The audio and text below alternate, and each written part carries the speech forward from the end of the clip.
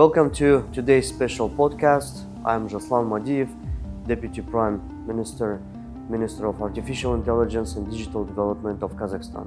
This week has been a landmark for us. We held the first meeting of the AI Development Council under the President Tokayev, launched the Alem AI International Center, and hosted Digital Bridge 2025, Central Asia's largest technology forum. I'm honored to welcome our distinguished guests, Dr. Питер Норвиг, one of the world's foremost AI experts, co-author of Artificial Intelligence, A Modern Approach, and former Director of Research at Google.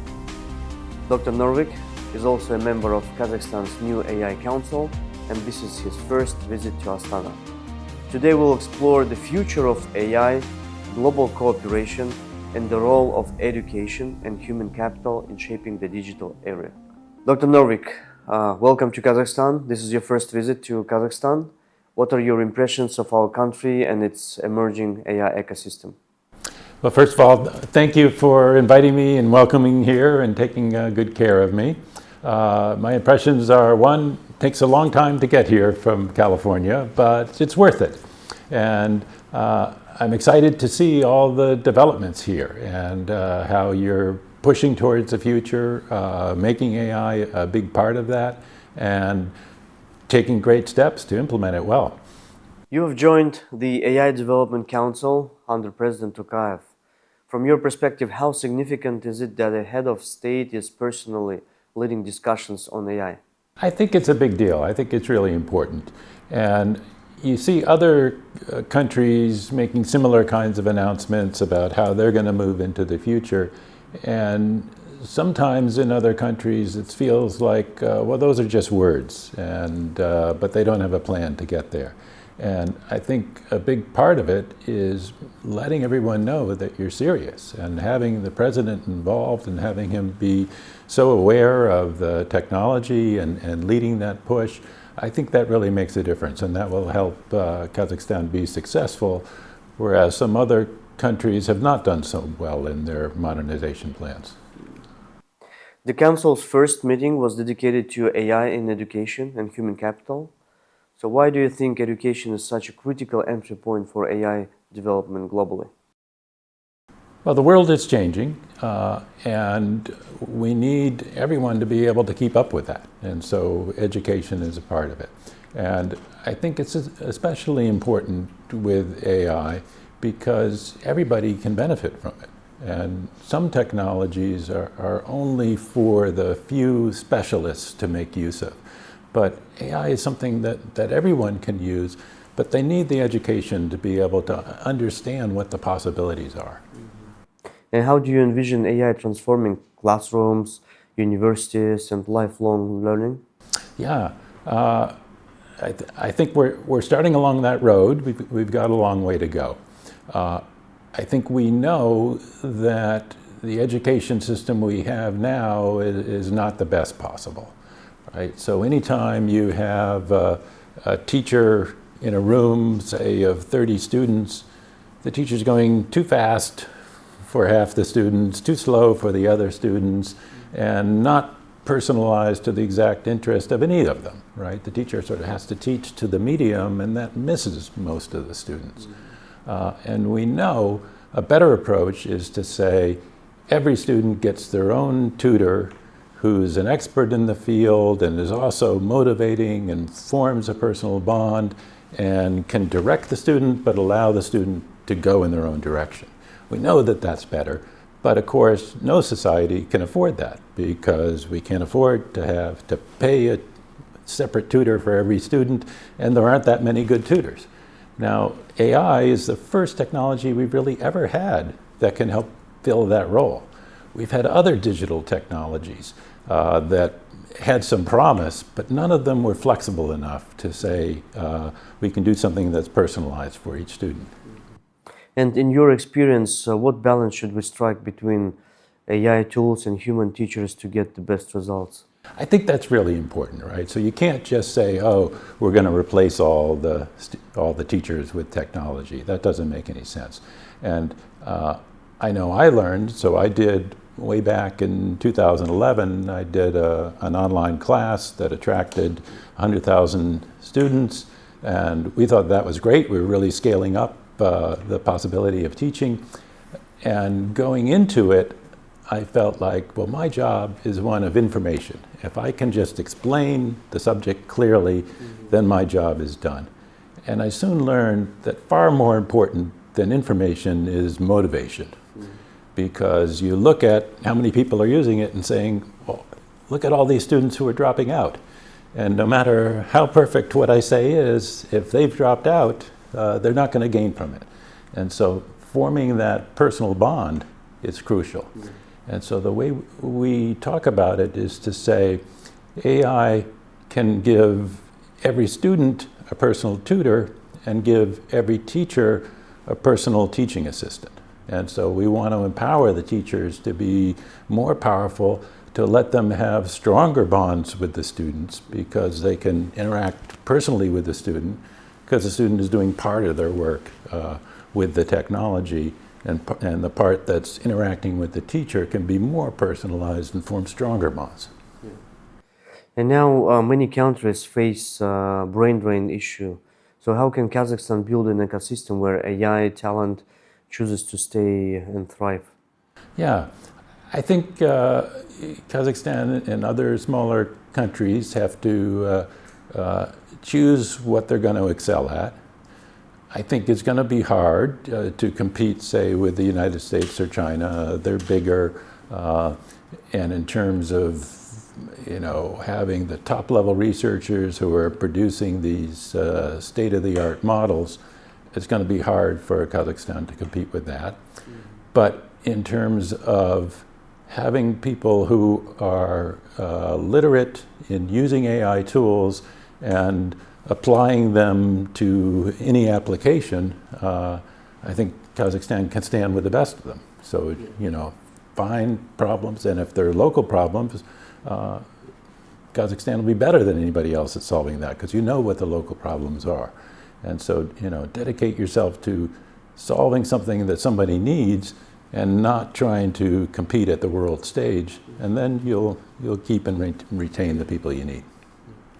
So in terms of global cooperation, and we see that AI is developing rapidly around the world, there are some clear leaders already, and some countries are still at the very, very early stage and in terms of thinking of AI. So do you believe smaller nations like Kazakhstan can play an outsized role in global AI cooperation? Yeah, I think AI technology and the way it's designed helps to level that playing field, because a lot of the tools are available for anybody to use, and so you don't have to build everything up from scratch. You can start at a high level and then go from there. Okay. And what lessons can we learn from international collaboration models in other fields like climate or nuclear energy that can be applied to AI governance? Yeah, so that's a great question, and I feel like we haven't done that good a job in AI yet. So we've seen the European Union is sort of got out first and had a lot of legislation, and in some places I think went too far and said, well, we legislated this and said, oops, that had some negative repercussions that we hadn't considered. Other places like the US are having less legislation. Places like China are taking a different approach. Sort of their views on intellectual property and privacy and so on are different than Europe's. So we haven't gone that far in terms of one set of international rules that's shared everywhere. And I think that's because different countries just have different cultures and different standards and expectations. In other fields it was easier, right? So in aviation, a plane can fly from one airport to another under the same sets of rules and be equally safe in every country, because we kind of agree, everybody says plane crashes are bad. But in AI, there's more complicated trade-offs. So we haven't reached that kinds of goals yet, but I think we will. I think as we gain more experience, people will begin to see, oh, it was a mistake to regulate in this area, we should back off a little bit. Oh, we're missing regulation in this other area, we should add to it. And I think the different countries will come closer together. Yeah, and Kazakhstan currently also working on creating the institutional framework. Yes. So we are on the way to approve our legislation on AI, predominantly to take into account some ethical standards, labeling of AI products, just for the trying to create a safe basis for the people to use AI. So you have worked both in academia and industry. How can governments create the right conditions for innovation while ensuring ethical AI? Yeah, I think there's a lot of models. I think in the US, there's less government involvement because there's a highly developed venture capital community. And so yes, the government does help. And I was educated with government grants in grad school, so I want to thank the government for that. But once I went off into industry, I was supported by venture capital and not by government. Here, I think there's less of that venture capital initiatives, and so the role of government is stronger. And I think you're doing a good job so far of building up places like AI and trying to seed innovation. And I guess my advice would be to focus on the small startup businesses, because that's less of an investment. And if you make a mistake, it doesn't cost you as much. Yeah. And if you do that and you take enough shots, then you will have, we saw Kazakhstan has their first unicorn company. And if you keep supporting that, you'll have many more of them. Yeah. And you have participated in the launch of Alem AI, so our new international AI center. So what role do you see for such centers in advancing global research and innovation? So if we create kind of this big ecosystem where we have educational initiatives for school kids, students, startups, big tech companies, the collaboration of government with science and business. So in terms of internationally, I believe, my personal opinion, it's like a first and unique project of a kind. Mm-hmm. And how do you assess the chances of scaling it to regionally, globally? Yeah, scaling is always a hard question. I like the model that's combining education, trying to do that across different cultural barriers and bringing in all kinds of different students to learn. I think that's great. And I think this mix of having academic education and then also having hands-on work and having companies have positions in the building and having the students be exposed to that and doing actual real projects as well as just learning the theory, I think that's exactly the right way to go. And yesterday you heard that Alem AI, we just announced projects like a new AI lab with Telegram and plans for a dedicated AI research university that President announced. So what advice would you give us to ensure this initiative succeed? Yeah, I guess, so those are some exciting announcements. I really like the idea of partnering with companies, and it's a great learning experience for the students. It's good for the companies to be better integrated into Kazakhstan. So I think that's great. I'm excited by the idea of AI university. I guess I didn't get all the details of how that works. And I think to me, it's unclear where the bounds of an AI university are. So certainly there's studying the topic of AI itself, but then there's applying AI to biology or chemistry or agriculture or every other field. So is that part of the AI university itself? Are they associated with it? I'm not sure how that will play out, but whether they're technically part of the university or whether they're just aligned with it, maybe it's not important, the politics of that, as it is that there should be that conversation. Yeah, thank you for your recommendation, yeah, of course. And around the world, people are both excited and worried about AI. So how can we keep a spirit of optimism while addressing risks like misinformation or job disruption? Yeah, well, I think people are worried, and I think they should be, and we should pay attention to that. And I think any powerful technology has the opportunity for both good and bad. And I'm actually optimistic that it feels like in AI we're addressing these issues right from the start.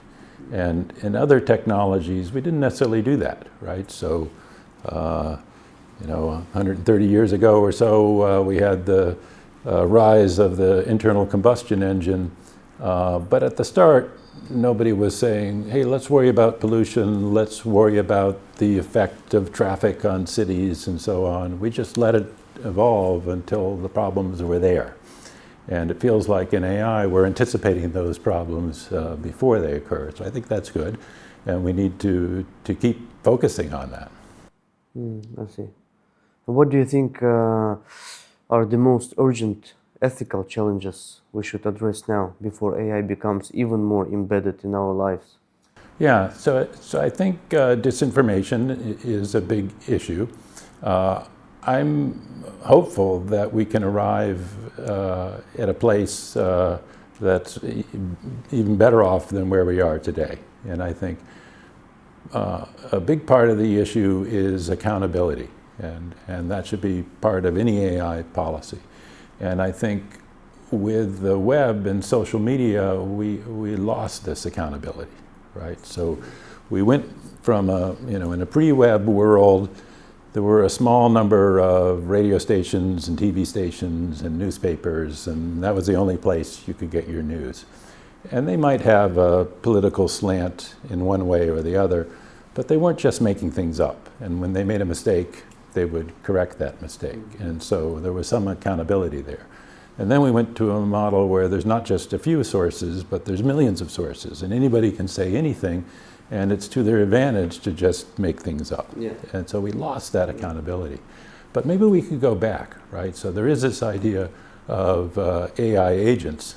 Yeah. So maybe instead of me interacting directly with this very messy social media, I'm acting with my AI agent, and I tell it, only give me things I can trust, and then I may win that back.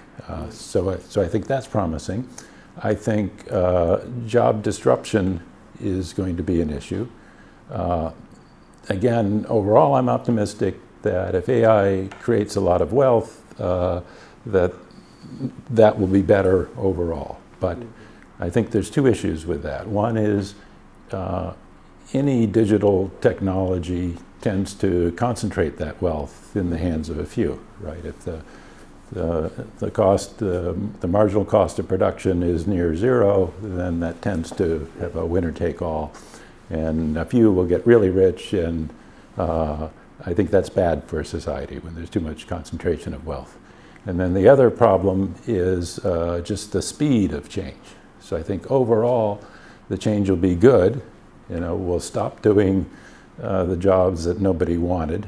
And we've already seen that through automation, right? So,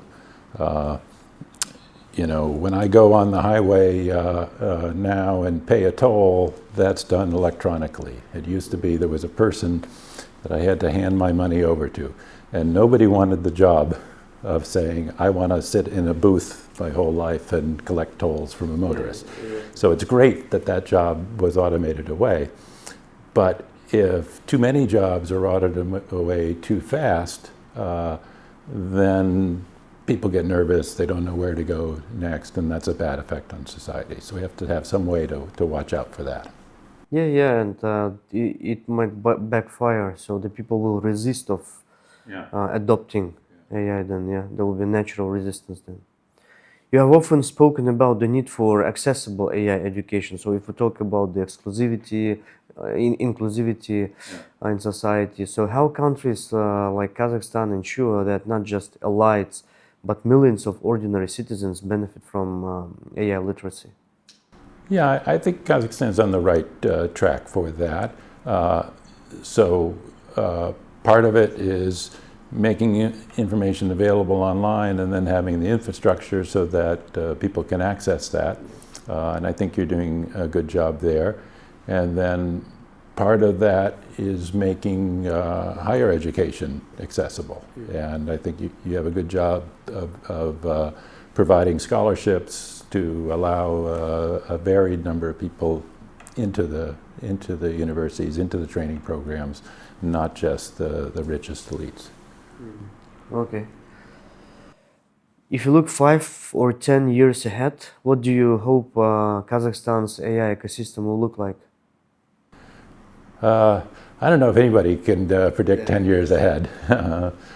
I think you're on the right track. I think you're doing a good job of saying, I want digital services from the government to be available to everybody. I want the latest tools to be there. I want Kazakhstan to be participating on the world stage. I feel like you're on track for those things. And what qualities should our young people cultivate to become global leaders in AI? And you've seen one of our first, the first unicorn, Hicksfeld, who is competing. I saw the awards that were presented yesterday by the president to these very innovative young teams who were building new applications and rewarded for that. So I think that's good. And I guess the main thing is to be curious and adaptive, because no matter what you think is going on now, in 5 years it's going to be completely different. So don't get fixated on one thing, and be willing to learn new ideas, be willing to give up on something that you believed before, and see change in the world, and see an opportunity to use the technology, to use what you know to make something. And finally, if you had one message to Kazakhstan students, researchers, and entrepreneurs who are just starting their journey in AI, so what would it be? Stay curious, understand what's going on in the world, and try to predict what the trends are, and then see how that you can apply that to a local problem and solve a problem for somebody. Yeah, I think they need to test all the time, do the pilot projects, right? Within maybe in the sandbox regime. I think this should be promoted. Exactly. So, Dr. Norvig, thank you for sharing your insights with us today. Your perspective as a global pioneer in AI is invaluable, and we are grateful for your contribution to Kazakhstan's AI journey. And this has been a week of firsts for Kazakhstan, our first AI Council meeting, the launch of Alem AI, an inspiring digital bridge 2025 forum. And with partners and experts like you, we are confident in building a future where AI serves our people and contributes to global progress. So thank you to our listeners for joining us, and stay tuned for more conversations about the digital future. Thank you.